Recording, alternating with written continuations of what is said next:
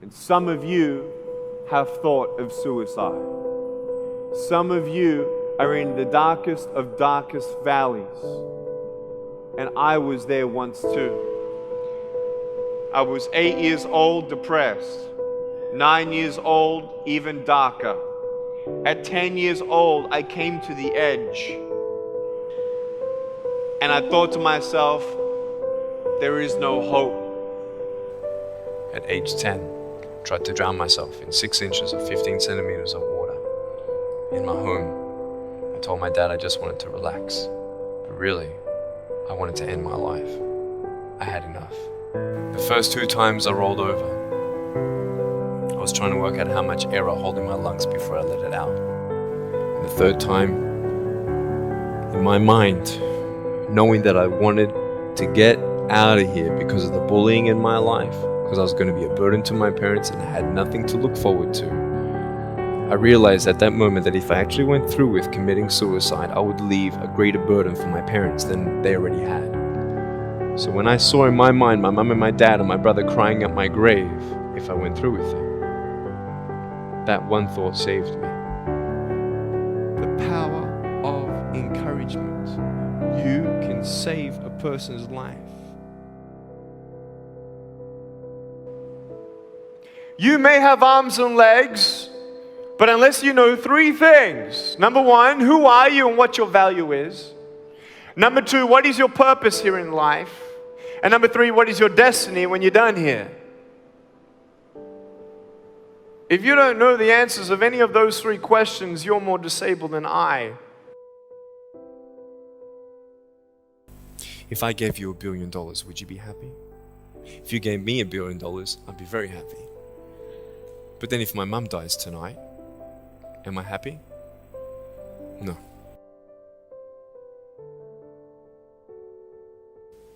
Life is worth living when you find purpose. Nick, I don't know what my purpose is. I don't know. My parents want me to do this. My teachers want me to do that. My friends think that I should do this, and I don't know what to do. And you're torn, man. You don't know what to do. You have to make important decisions, man. You don't know what to do. Who do you believe? Follow your heart. If that's who you want to be, if that's what you want to do in life, then walk to it. One day at a time. You got to come to the truth of knowing who you are and why you're here. William Barclay, he said, the greatest 2 days in anyone's life, the day you were born and the day you knew why. I know that there are 1 billion people going hungry today. I know that this year 1 million people will commit suicide. It's 1 every 40 seconds. So many people tease each other. Oh, you know, you're too short, you're too tall, you look whatever. Different hair and all that. It doesn't matter. See, the thing is, when you're in school, when you're growing up in life, it actually sort of matters to people how you look. And then it matters to you because it matters to others. Why? Why does it matter how you look? Because if they don't like you, then who will? If they don't accept you, then who will? I know so many teenagers who look themselves in the mirror and wish that they had a different body. I want to ask you, what are you going to believe? Are you going to believe in yourself? Are you going to believe everybody else's judgment on you? Are you going to believe people when they say that you're a failure? And no one really likes you, no one really cares about you. That's what this world is. I want to look like her. If I was taller, shorter, smarter, more popular, whatever you want. It's not enough. And the fear that we have is that we're going to be alone. That we're not good enough. And you know, we have to change ourselves. And you know, so many people put me down and say, Nick, you look too weird and no one's really your friend and you can't do this and you can't do that. And I couldn't change anything. It's not like just fixing my hair one day and everything's fine. It's not like, you know, just whatever. I couldn't change my circumstance. I couldn't just one day wake up and say, hey, give me arms and legs. I need arms and legs. But it was so hard because people put me down. And I started believing that I was not good enough. I started believing that I was a failure. that I'll never ever be somebody who people would like or people would accept. And it was so hard, man. I thought to myself, I can't go on the soccer field like everybody else, and I can't ride my bike, and I can't skateboard, and all these sort of things. And I started getting depressed. I thought, what kind of purpose do I have to live? I mean, are you just here to live to die? I mean, is there not a purpose for me? Is there not a purpose in life? And I had questions and no answers. And I asked my mum and dad, why did this happen? I asked doctors, why did this happen? And they don't know. There are some things in life that are out of your control that you can't change and you got to live with. The choice that we have, though, is either to give up or keep on going. Every single human being has value, and my value is not determined on how I look or what job I have or where I'm from, where I was born, how much money, all that stuff is nothing. And it's funny how the friends around you sort of determine who you are. You change yourself. You come to school. And everybody swore around me at high school, so I started swearing. Why? Because it's the cool thing to do. Everybody swears. So I don't want to be left out. And I want to be accepted, so I started swearing. You go to a party, everybody's drinking, so you drink. Why? Well, everybody else around me is doing a big deal. And you start losing yourself, and you start putting your security in temporary things. You start putting your happiness in things that won't last.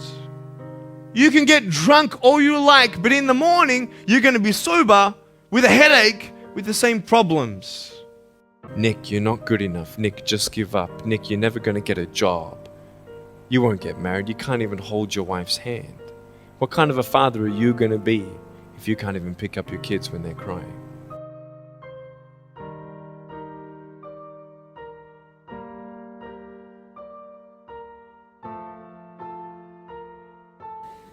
But I tell you, there are some times in life where you fall down and you feel like you don't have the strength to get back up. Because I tell you, I'm down here, face down, and I have no arms, no legs. It should be impossible for me to get back up, but it's not.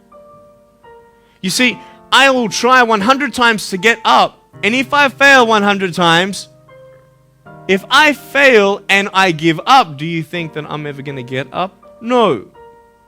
But if I fail, I try again and again and again.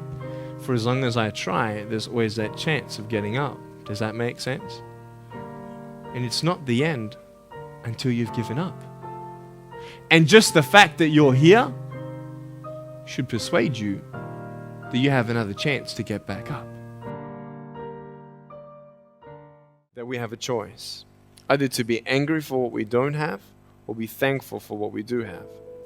You have a choice every day you come to school to either tease somebody, gossip about somebody, or you can go up to them and encourage them. There's still hope. I'm not here today to tell you that I understand your pain. I don't know how it feels to be abused. I don't know how it feels to feel, quote, fat and you've got an eating disorder. I don't know how it feels to have a broken home. But I just want you to know that it's not the end. It matters how you're going to finish. Are you going to finish strong? Today, I still have no arms, no legs, but everything's changed. When I'm 24 years old, 5-6 years ago, I was in California. And I never met anybody else like me. When I was 10 years old, I wish I would have met somebody like me. Never did. Didn't get that miracle. But at 24, in California, I saw a little boy with no arms and no legs, 19 months old, just like me. I knew he was going to be bullied. I knew he was going to go through depression. I knew he would feel alone. I knew that he would get worried if he's ever going to have a girlfriend, and so on and so on. I got the father to bring him up on stage in front of 2,000 people. And everyone was crying. And it was a materialization of when you don't get a miracle, you can be a miracle for someone else.